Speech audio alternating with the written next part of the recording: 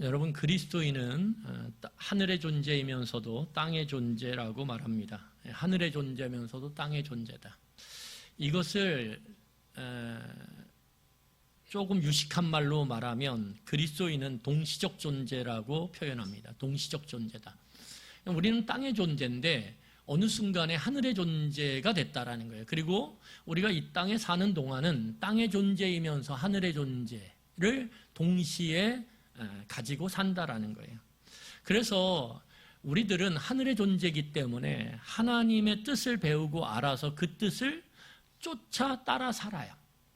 여러분, 우리가 그렇게 하나님의 뜻을 알려고 모이는 거 아닙니까?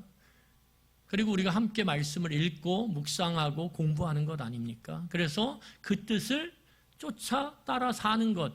왜 그러냐면 우리가 하늘의 존재이기 때문에 그래요.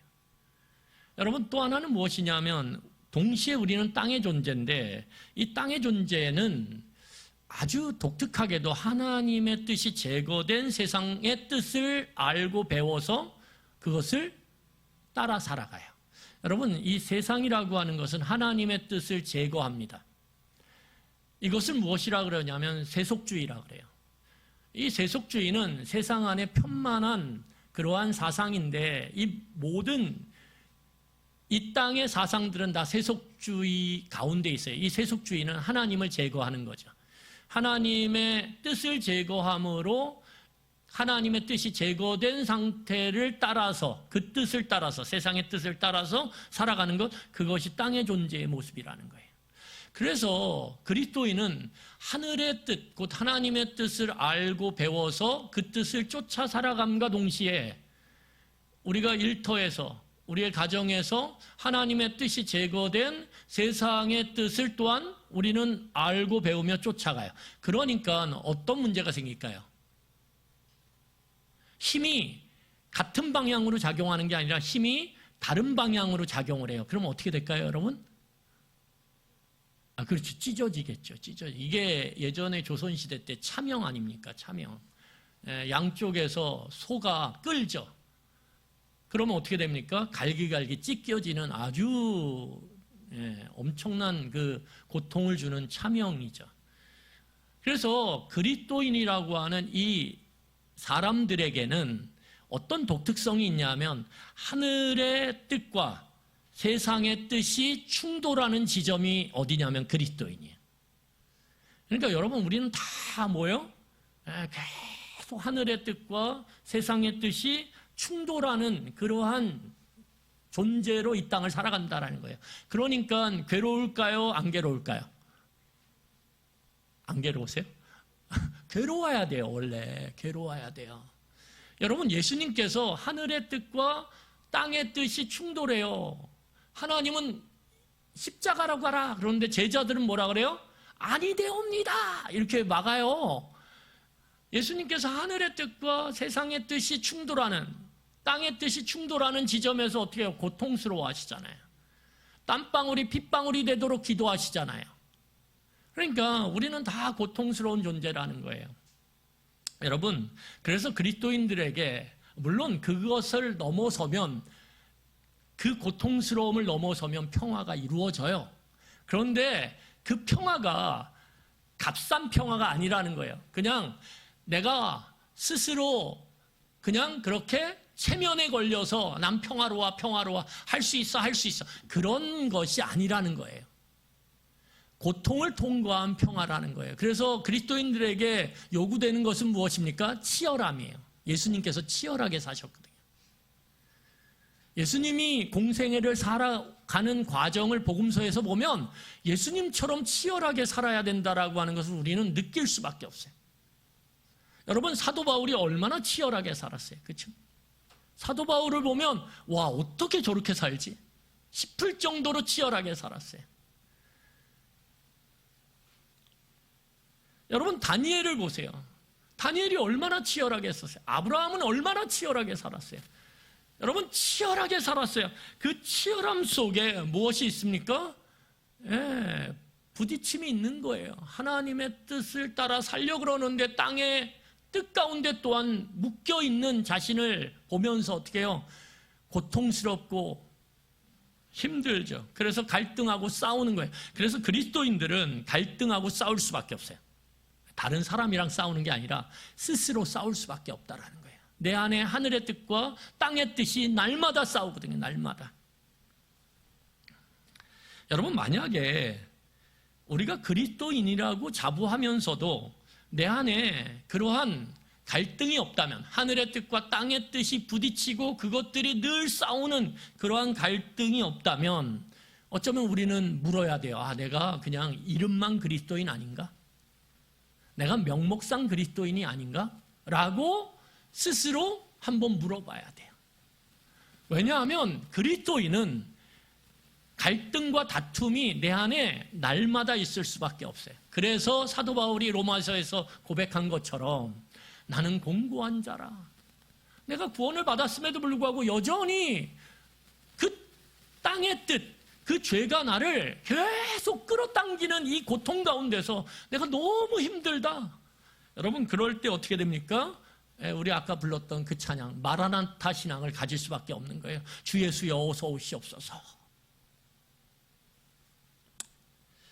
여러분, 하늘의 뜻이 이루어지는 곳에 어떤 열매가 열릴까요?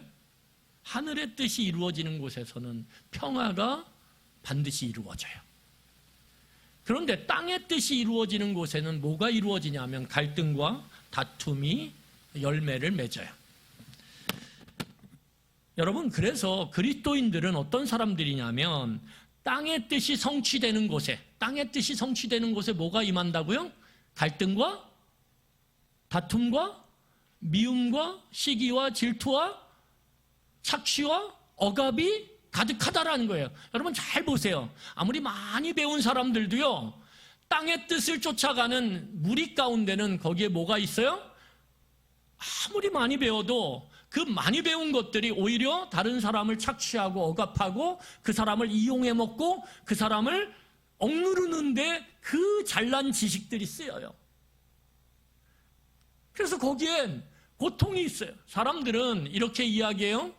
19세기에 어떤 꿈을 꾸기 시작하냐면, 세상이 이렇게 발전을 하면, 이렇게 지식이 폭발을 하면 이제 드디어 유토피아가 오겠다, 평화의 시대가 열리겠다라고 사람들은 기대했어요. 하지만 인류가 맞이한 것이 무엇입니까?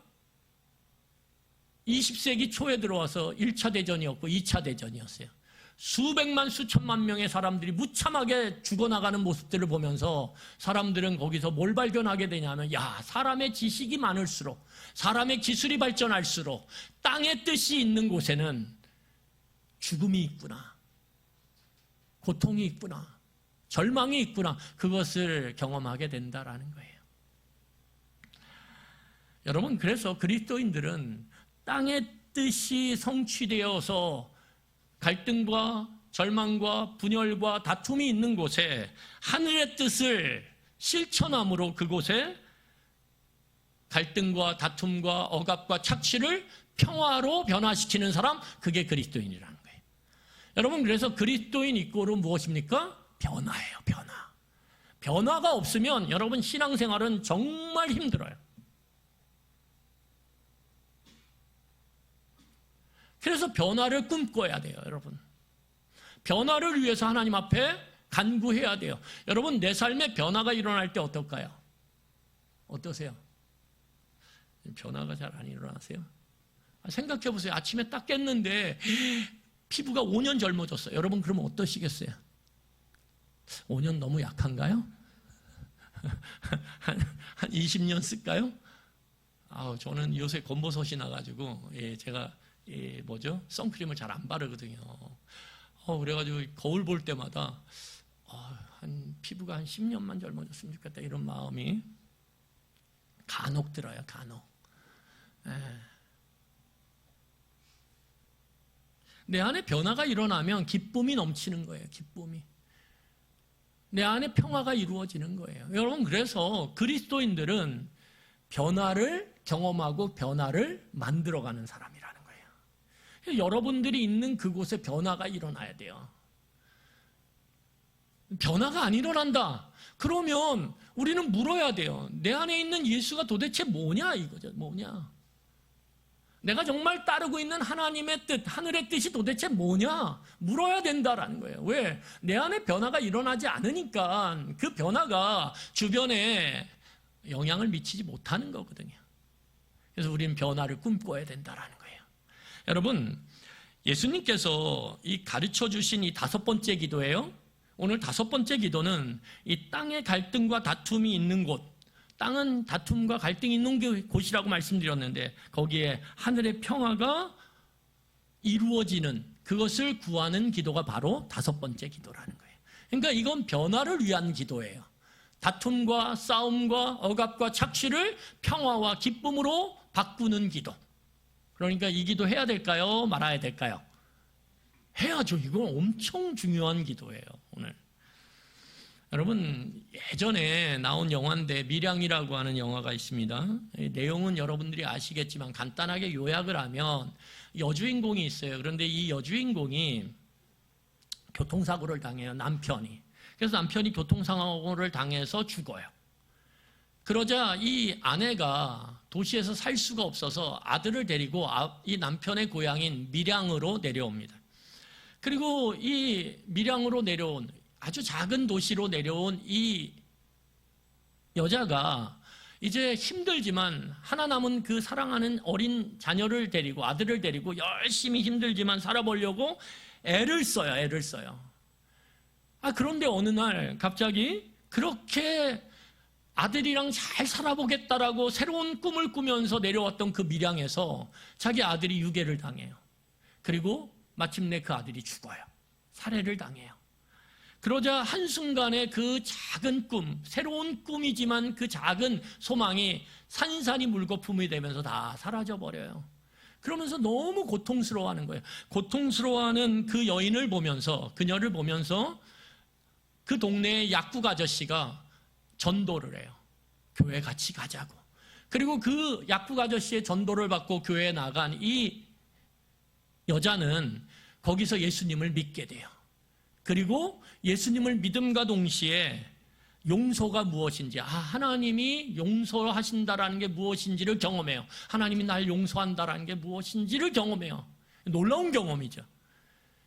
그러면서 이 여인이 평화를 찾게 돼요. 그러면서 어떤 생각을 하게 되냐면 하나님이 나를 용서하셨으니까 나도 내 아들을 죽인, 내 아들을 유괴해서 살인한 그 살인범을 찾아가서 용서해야 되겠다라는 마음을 갖게 돼요. 그래서 이 여인이 교도소를 찾아갑니다. 교도소를 찾아가서 드디어 그 교도소에서 이제 살인범을 만났어요. 그런데 깜짝 놀래요. 왜 놀랐을까요? 그 살인범의 얼굴이, 그 마주한 살인범의 얼굴 가운데 평화가 넘치는 거예요. 그러면 안 되는데. 평화가 넘치는 거예요. 내가 용서하지도 않았는데 평화가 넘치는 거예요. 그래서 이 여인이 너무 놀랐어요. 너무 이상했어요. 어떻게 저렇게 얼굴에 평화가 넘칠 수 있지? 그래서 이 여인이 뭔가 말을 딱 꺼내려고 그러는데 그 살인범이 먼저 말을 하기 시작하는 거예요. 뭐라고 말을 하기 시작했냐 하면 이렇게 이야기했어요. 내가 이 감옥에서 예수 그리스도를 만났습니다. 그리고 예수님께서 십자가의 피로 나의 죄를 다 용서해 주셨습니다. 나는 이제 구원을 받았습니다. 그리고 내 마음은 평안해졌습니다. 여러분, 이게 너무 좋은 말이죠. 그리고 우리가 예수를 믿게 되었을 때 이러한 고백을 하죠. 그런데 이 고백이 오늘 자식을 잃은, 그렇지만 예수를 믿고 그 살인범을 용서하기 위해서 교도소를 찾아온 그 어미의 마음에는 말뚝처럼 막혀버리는 거예요. 말뚝처럼. 이 여인에게 뭐라고 이 살인범의 그 신앙 고백이 들렸냐면 이렇게 들린 거예요. 나는 이제 구원을 받았기 때문에 당신의 용서는 필요가 없어.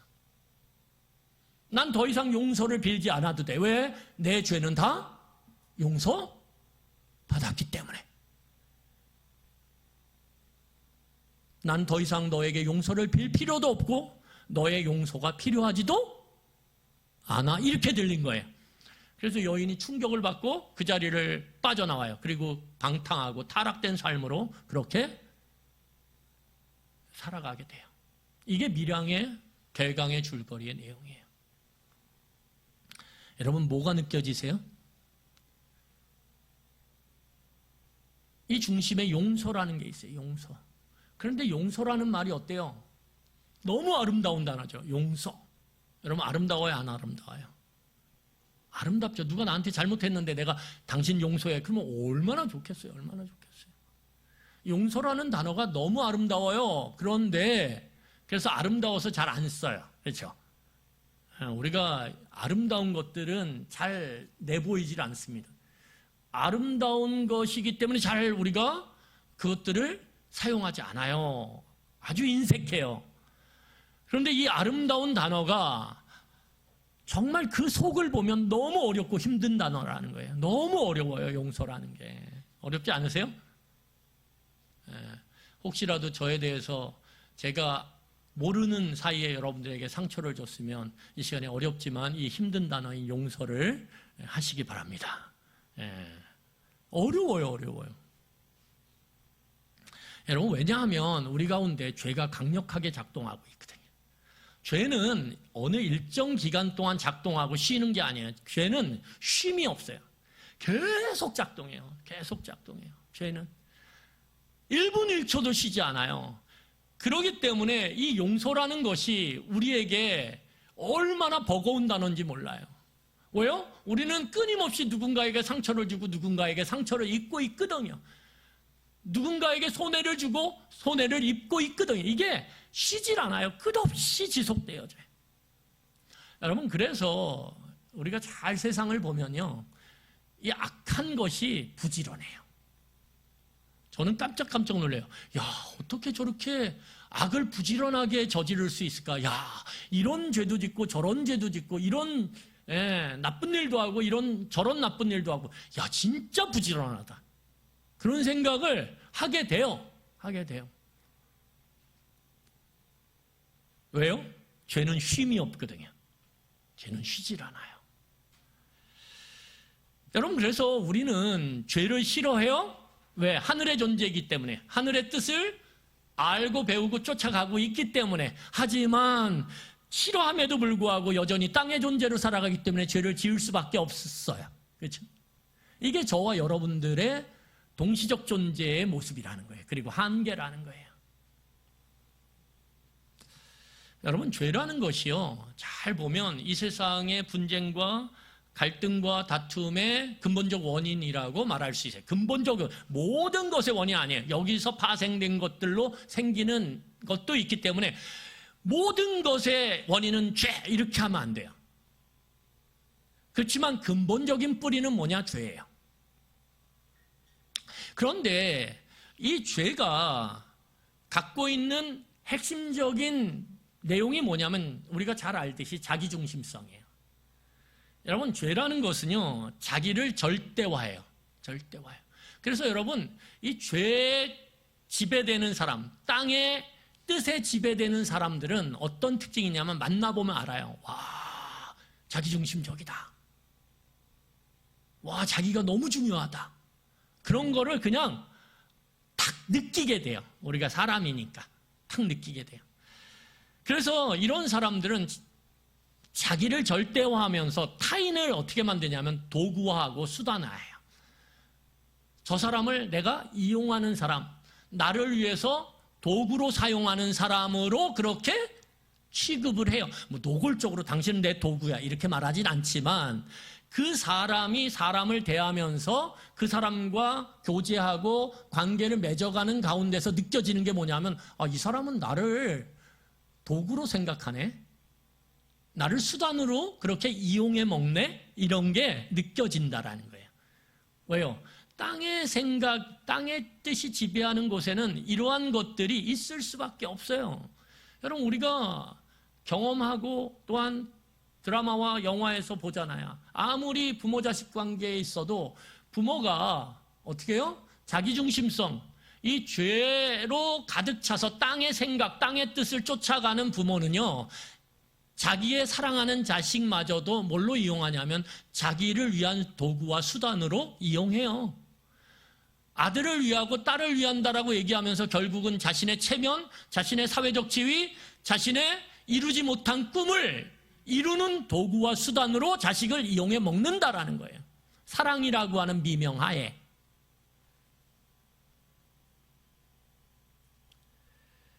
여러분, 그래서 죄는 자기의 이익을 위해서 다른 사람을 속박하고 억압하고 착취해요.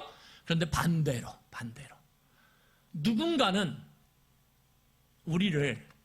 나를 자신의 목적과 이익을 위해서 수단화하고 도구화해서 우리를 착취하고 억압하고 그렇게 이용해 먹는다라는 거예요. 여러분, 그래서 우리는 죄를 어때요? 지어서 어떻게 해요? 용서받아야 되는 존재임과 동시에 다른 사람에 의해서 피해를 받고 착취를 당하고 억압을 당함으로써 용서를 해야 하는 존재라는 거예요. 이게 동시적이라는 거예요. 우리는 용서를 받아야 되는 동시에 용서를 하는 존재란 말이에요. 그래서 예수님께서 이 기도를 가르치시는 거예요. 예수님께서 이 기도를 통해서 우리는 용서받아야 되는 존재임과 동시에 용서를 해야 하는 사람이라고 오늘 가르치고 계신 거예요. 예, 우리 본문 12절을 함께 읽도록 하겠습니다. 본문 12절 같이 읽겠습니다. 우리가 우리에게 죄 지은 자를 사하여 준 것 같이 우리 죄를 사하여 주시옵고. 예, 다시 한번 제가 읽겠습니다. 우리가 우리에게 죄 지은 자를 사하여 준 것 같이 우리 죄를 사하여 주시옵고. 여러분, 오늘 이 기도를 우리가 잘못 읽고 해석하면 아주 이상한 길로 빠지게 돼요. 그래서 이 기도가 주기도문에서 참 어려운 내용이에요. 왜냐하면 본문에 드러나는 건 우리로 하여금 어떻게 이 본문의 내용을 읽고 해석하도록 우리를 이끄냐 하면 이것을 조건으로 읽고 해석하도록 우리를 이끌어요. 무슨 말이냐면, 자, 우리가 죄를 지은 자를 했으면 하나님 내 죄를 용서해 주세요, 이거예요. 이걸 좀 더 심하게 말하면 하나님 내가 다른 사람의 죄를 용서했어요? 그러니까 내 죄를 용서해 주세요, 이렇게 말하는 거예요. 여러분, 이건 이렇게 본문을 읽고 해석하면 어떻게 되냐 하면 이것은 내가 다른 사람의 죄, 나를 착취하고 억압하고 자신의 이익을 위해서 나를 이용해 먹은 그 나쁜 사람, 그 원수 같은 사람, 그 보기도 싫은 사람을 내가 힘들게 정말 혀를 깨무는 마음으로 용서했으니까 이거 선행이죠. 그렇죠? 이거 어려워요, 여러분. 그랬으니까, 선행을 행했으니까 하나님 나에게 하나님도 은혜를 주세요. 저의 죄를 용서해 주시는 은혜를 주세요. 이렇게 돼버리는 거예요. 그렇게 되면 어떻게 됩니까? 이것은 성경이 말하는 그러한 내용이 아니죠. 이건 공로주의고 율법주의예요. 하나님 내가 이렇게 행했으니까 이렇게 해주세요. 여러분, 율법주의라는 게 무엇입니까? 율법을 지키는 거예요. 근데 이 율법주의 신앙이 되게 멋있어요. 왜 멋있을까요? 여러분, 이스라엘 백성들이 시내산에서 언약을 맺어요. 그 언약의 내용은 무엇이냐 하면 언약을 맺으면 그 언약 가운데서 지켜야 될 율법이 반드시 생기게 돼요. 여러분, 사람하고 언약을 맺었으면 친구 사이든 부부 사이든 언약에 따른 뭐가 떠오르게 돼 있냐면 율법이 이건 지켜야지. 그래서 두 개가 딱 떠오른 게 뭐냐면 하나님을 사랑하고 내 이웃을 사랑하는 거예요. 이게 율법을 하나님과 맺었을 때 하나님이 요구하신 두 개죠. 이 두 개가 적용된 것이 우리가 잘 아는 것처럼 십계명이에요. 10개로 확대되어져요. 그리고 그 10개가 각각 613조라고 하는 그러한 다양한 실체적 적용으로 그렇게 확장되어집니다. 구체적으로 생활 속에서 어떻게 하나님을 사랑하고 이웃을 사랑할 건지에 대해서 613개의 조항으로 쫙 세분화가 돼요. 멋있잖아요. 멋있잖아요. 그걸 착착착착착 지켜가면서 탁탁탁 체크하면 여러분 신앙생활 멋있어요, 안 멋있어요? 멋있다는 얘기가 나와야 되는데 멋있잖아요. 매일매일 체크 딱 하고 빨간 줄 쫙 치고 1년이 지났을 때 지나온 세월을 쫙 보면 뭐예요? 와, 빼곡히 한 일이 적혀져 있고 율법을 어떻게 내가 적용, 멋있잖아요. 율법주의가 멋있어요. 근데 문제는 뭐예요? 이걸 지켜야만 내가 하나님의 은혜를 받을 수 있다라고 생각하기 때문에 어떻게 되냐면 이게 더 중요한 거죠, 이게. 그리고 이것을 행할 때 다른 사람을 내가 판단하고 평가하는 재판관이 돼버리는 거예요. 그럴 때 뭐가 되어져요? 정죄를 하게 돼요. 여러분, 누가 감히 누구를 정죄해요? 우리 다 죄인인데. 성경은 모든 사람이 죄인이라고 그랬는데 누가 누굴 정죄해요? 우리는 다른 사람을 물론 속으로 판단할 수 있죠. 하지만 여러분, 그 판단을 밖으로 드러내서 그 사람을 평가하고 그 사람을 평가한 그것에 따라서 그 사람을 정죄하거나 그 사람을 대우할 수 없다라는 거예요. 우리에게는 그런 자격이 없어요. 하나님 앞에서 우리는 다 죄인이고 우리는 상대방의 연약함을 볼 때 그것을 위해서 긍휼한 마음으로 기도하고 그 사람을 도울 수 있을지언정 우리가 그 사람을 평가하고 정죄하고 그 사람을 하대하는 것은 그것은 자신이 하나님의 자리에 올라가는 거죠. 스스로 재판관이 되어버리는 거죠. 그래서 율법주의가 위험한 거예요. 왜요? 율법주의는 교만하게 우리를 만들거든요. 하나님의 자리를 우리가 차지하도록 만드는 그러한 말도 안 되는 죄를 짓게 만들거든요.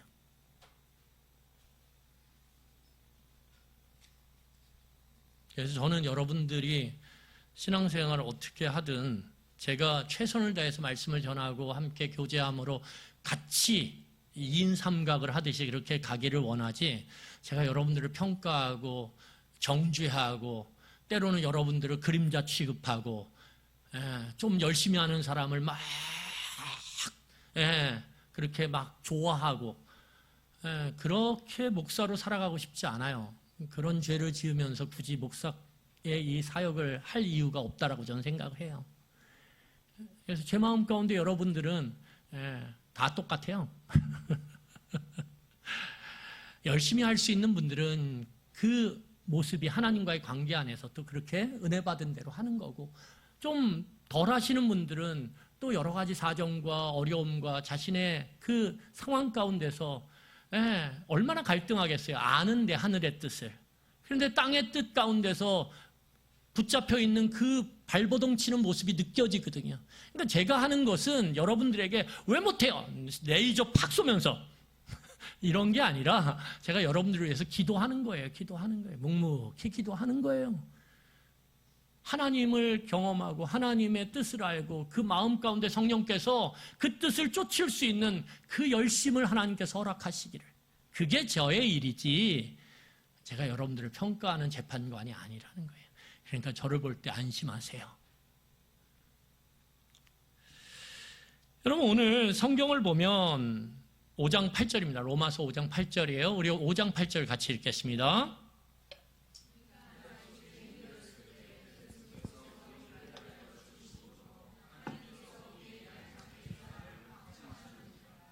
여러분, 오늘 성경을 보면 하나님은 우리가 무엇을 했기 때문에 우리를 용서한 것이 아니라는 거예요. 우리가 여전히 죄인일 때 하나님은 우리를 사랑하심으로 용서하셨다라는 거예요. 그래서 오늘 우리가 보고 있는 이 5번째 기도, 이 용서를 구하는 기도는 우리가 이 본문을 아까 그대로 읽을 때 잘못된 해석을 하고 잘못된 길로 갈 수 있다라고 말씀드리지 않았습니까? 그 길이 잘못됐다라는 걸 오늘 로마서 5장 8절이 보여주는 거예요. 하나님은 그렇게 우리를 사랑하지 않으세요. 네가 뭘 해야, 네가 옆에 있는 사람을 사랑하고 그 사람을 용서해야 내가 너를 용서한다? 아니요, 그것은 불가능해요. 그거는 성립할 수 없다라는 거예요. 여러분, 그래서 이 5번째 기도는 그 시제가 동시성의 완료형이라고 표현을 해요. 이게 굉장히 중요한 개념입니다. 동시성의 완료형. 이게 무슨 말이냐면 내가 용서를 하나님께 받는 것과 내가 다른 사람을 용서하는 것이 어떻게 이루어진다라는 거예요? 동시적으로 완성된다라는 거예요. 이 구조를 그렇게 봐야 된다라는 거예요. 우리 시제로는 선후가 있는 것처럼 읽혀지고 그래서 해석될 수 있지만 원래는 이게 동시적 완료형이라는 거예요. 그래서 여러분, 이것을 이 동시성의 완료형이라고 하는 시제를 적용해서 이 12절 오늘 본문을 읽으면 이렇게 되어져요. 하나님, 우리의 죄를 용서해 주세요. 그와 동시에 우리도 우리에게 죄 지은 사람을 뭐 하겠나이다? 용서하겠나이다. 이렇게 읽혀진다는 거예요. 하나님, 저의 죄를 용서해 주세요. 그러면 저도 동시에 그 사람을 용서하겠나이다. 여러분, 이게 오늘 이 본문에 대한 바른 해석이라는 거예요. 동시적으로 이루어진다. 그러면 이 동시적으로 용서를 받는 것과 용서를 하는 행위가 이루어진다는 게 도대체 어떤 의미냐? 우리 잠깐 살펴보도록 하겠습니다. 여러분, 우리는 예수님의 제자예요. 예수님의 제자는 기억하셔야 됩니다. 다른 게 아니에요. 예수님의 뜻을 쫓아가는 사람이 예수님의 제자예요. 이해가 되시죠? 그러면 예수님은 어떤 뜻을 쫓았냐? 예수님은 하나님을 믿고 신뢰했어요. 그러면 예수님의 제자는 무엇입니까? 하나님을 믿고 예수님처럼 신뢰하는 사람, 그게 예수님의 제자죠. 예수님은 또한 여호와 하나님의 통치를 선포하고 그것을 드러냈어요. 그렇죠? 어떤 회복을 통해서, 병 고침을 통해서, 소외된 사람들을 찾아가서 그 손을 잡아줌을 통해서 어떻게 하나님의 다스리심이, 그 사랑과 긍휼의 다스리심, 공의의 다스리심을 선포하고 드러내셨단 말이에요. 마찬가지로 우리가 예수님의 제자라면 우리 또한 그 긍휼과 사랑, 정의와 공의를 드러내는 그 하나님의 다스림을 우리의 일상의 삶 가운데서 선포하고 드러내야 된다라는 거예요. 또한 예수님은요, 어떻게 하셨어요? 그 하나님의 뜻을 그 삶 속에서 실천하기 위해서 애쓰셨다라는 거예요. 그래서 예수님이 뭐라고 말씀하세요? 나를 따라오려거든, 내 제자가 되려거든 어떻게 해요? 너를 부인하고 자기 십자가를 지고 나를 따르라, 이렇게 말씀하셨거든요. 예수님은 하나님의 뜻을 쫓기 위해서, 따르기 위해서, 그 뜻을 실천하기 위해서 어떻게 하셨어요? 자기 십자가를 지고 자기를 끝까지 부인하면서 십자가 위까지 자기를 밀어붙였거든요. 우리가 예수님의 제자라면 그렇게 살아가야 된다라는 거죠. 여러분, 그래서 이게 주기도문의 첫 번째, 두 번째, 세 번째예요. 첫 번째 기도가 무엇입니까? 하나님의 이름을 거룩하게 하는 기도. 그것이 하나님을 인정하고 믿고 신뢰하는 사람의 모습이에요. 그 사람은 뭘 하게 돼요? 하나님의 통치와 다스림을 일상의 삶 가운데서 선포하고 드러내게 돼요. 그런 사람이 결국은 뭘 하게 됩니까? 하나님의 뜻을 실천하게 돼 있는 거예요. 그러면 이렇게 하나님을 쫓아가는 예수 그리스도, 하나님의 뜻을 실천하는 예수 그리스도, 하나님의 다스림을 받는 예수 그리스도의 모습 가운데 나타난 것이 뭐냐? 딱 하나예요. 딱 떨어지는 게 뭐예요? 십자가죠. 십자가에 딱 새겨져 있는 게 무엇입니까? 하나님의 사랑이에요. 사랑이에요. 그래서 요한복음 3장 16절에 뭐라고 말씀하세요? 하나님이 세상을 이처럼 사랑하사. 여기서 세상은 우리가 살아가는 이 세상이 아니라 사람이에요. 사람. 하나님이 사람들을, 이 세상의 사람들을 너무너무 사랑하셔서 누굴 주셨어요? 독생자 예수를 주셔서 십자가에 죽이시기까지 우리를 사랑하셨다라는 거예요. 그래서 예수님의 그 가신 길, 하나님을 믿고 신뢰하고 그분의 다스림을 드러내며 결국 그분의 뜻을 십자가에서 이룬 그 예수님의 여정 가운데 딱 하나 드러나는 게 뭐냐면 사랑이란 말이에요. 긍휼.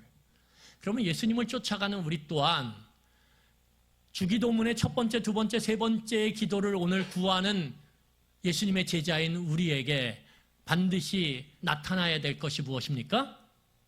다른 게 아니라 사랑이에요.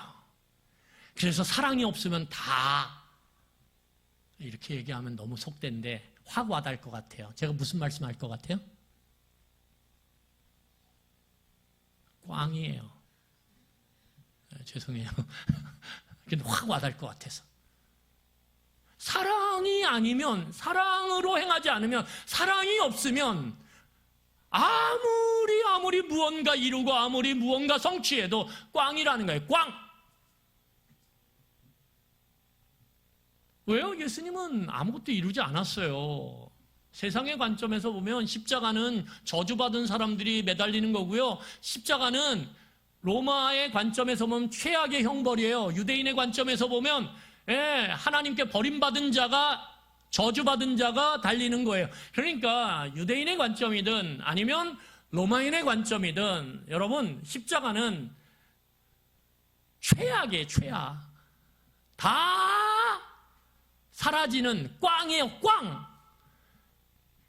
그런데 하나님은 십자가를 뭐라고 말씀하시냐면 십자가가 뭐예요? 모든 것의 열매예요. 그리고 이 열매로부터 모든 것들이 시작되어져요. 놀랍지 않습니까? 관점이 달라요. 관점이.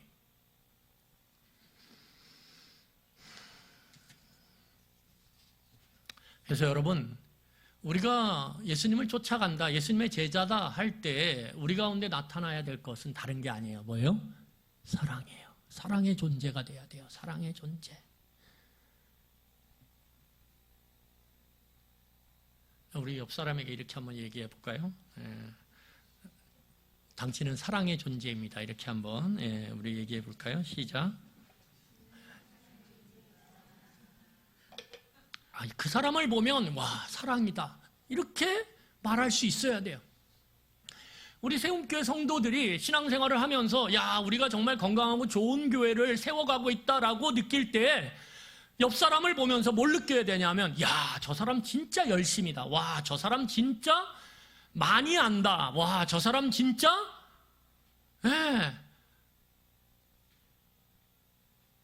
잘났다. 이런 것들이 느껴지고 그렇게 고백되는 게 아니라 참 사랑이 많다.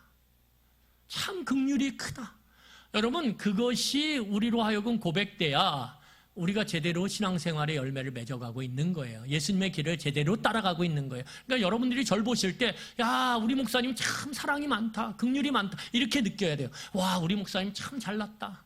아니, 그렇지 않아요. 우와, 우리 목사님 아는 거 진짜 많다. 그거는 제가 잘못된 길을 가고 있는 거예요, 여러분. 그러면 저한테 알려주셔야 돼요. 목사님, 제가 목사님을 볼 때마다 많이 알고 참 잘났고 뭔가 뛰어난 것은 알겠는데 사랑이 느껴지지 않아요. 그렇게 말씀하셔야 돼요. 그러면 저는 아마 순간적으로는 절망할 거예요. 하지만 깨달아서 하나님 앞에 회개하고 다시 일어서야죠. 여러분, 우리는 죄인이에요. 죄인. 그렇기 때문에 하나님이 우리를 사랑하셨죠. 죄인을. 그래서 하나님이 우리를 사랑하심으로 용서하셨죠. 여기까지 여러분 아니야 라고 부인하실 수 있어요? 우리는 사랑을 받은 존재라. 그래서 사랑의 존재가 된다라는 건 뭐예요? 사랑을 받는 존재가 된다라는 거예요. 여러분, 예수님이 뭐라 그래요? 하나님의 사랑을 내가 얼마나 많이 받고 있는지 예수님은 제자들에게 드러내요. 내가 얼마나 많이. 그래서 여러분, 예수님께서 공생애를 딱 시작하실 때 그 세례 요한으로부터 세례를 탁 받으시고 그 물로부터 탁 올라오셨을 때 하늘에서 뭐 어떤 소리가 들려요?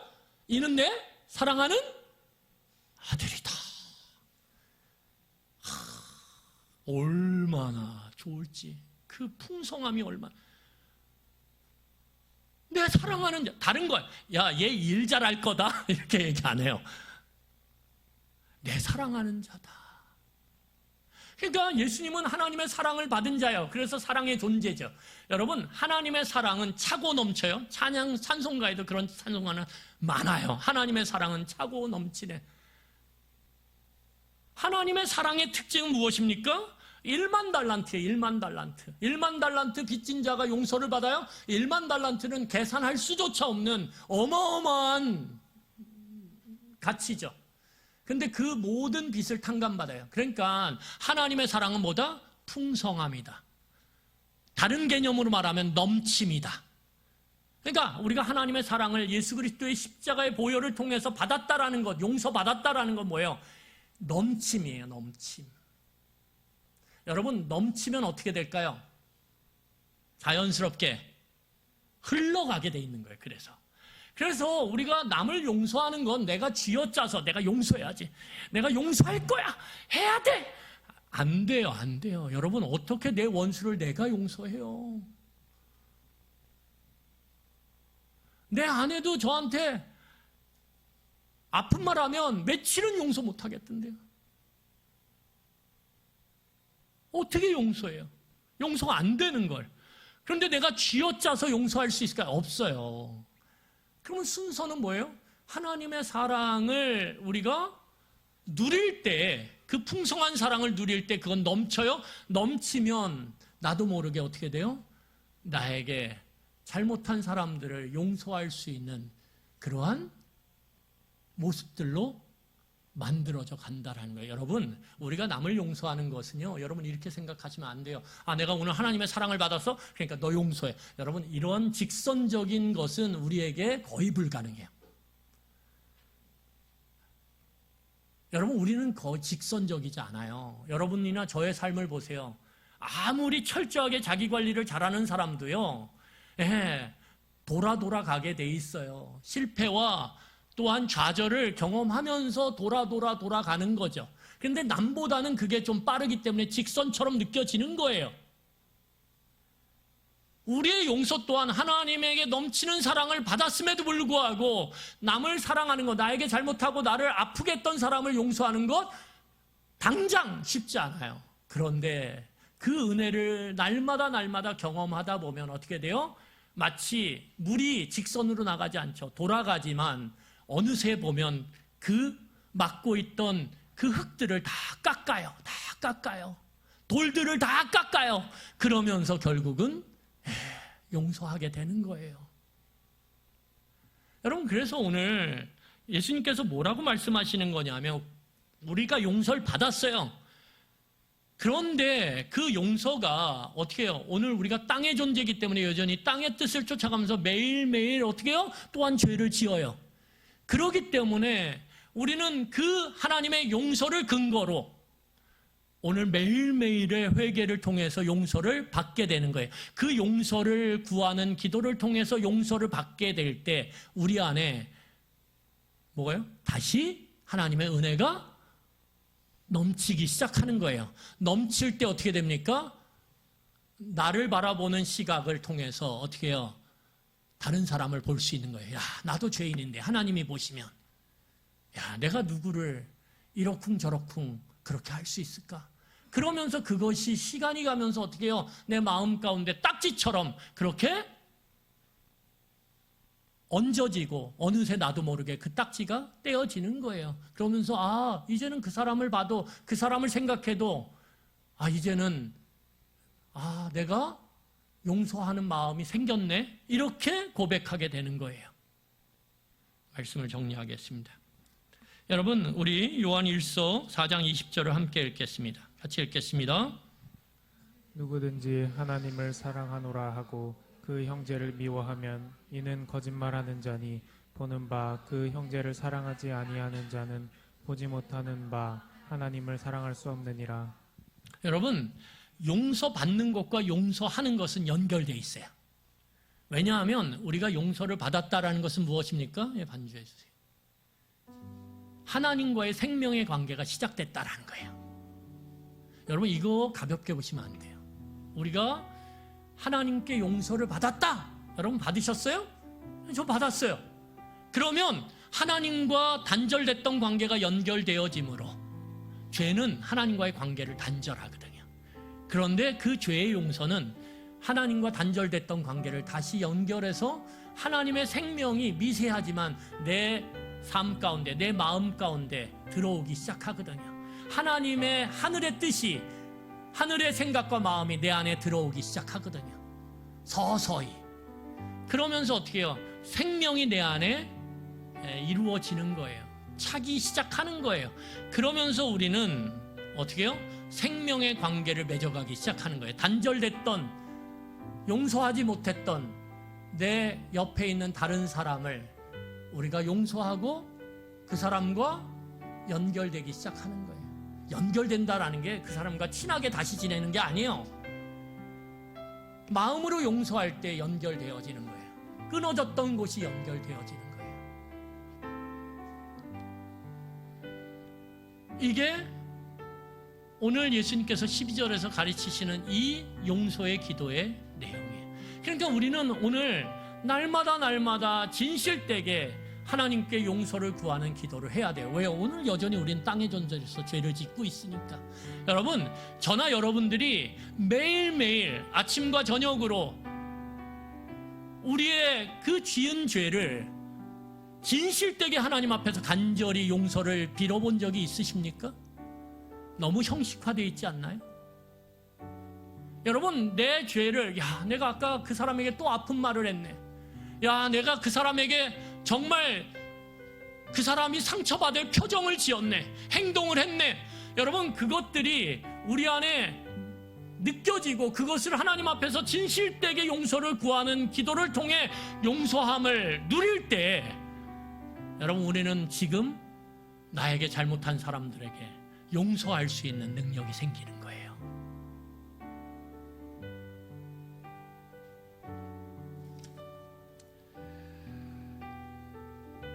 그래서 날마다 우리가 하나님 앞에 진실되게 간절히 나의 죄를 용서해 달라고 그렇게 기도하셔야 합니다. 그 기도가 동시에 용서할 수 없었던 사람을 향해 이제 물기를 내기 시작하는 거예요.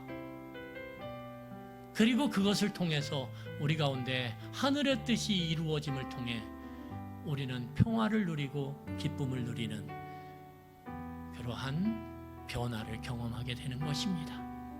여러분, 그런 은혜가 저와 여러분들에게 있기를 간절히 축원합니다. 우리 이 시간에 찬양하며 함께 기도의 자리로 나아가겠습니다.